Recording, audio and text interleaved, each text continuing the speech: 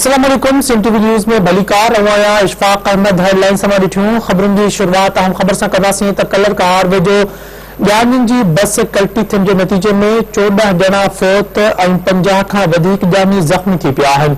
Motorway police जो चवणु आहे त बस इस्लामाबाद खां लाहौर वञी रही हुई त ब्रेक फेल थियण सबबि हादसो पेश आयो। वज़ीर आज़म शहबाज शरीफ तरफ़ां फौतुनि जे वारसनि सां हमदर्दी ऐं ताज़ियत जो इज़हार कयो वियो आहे।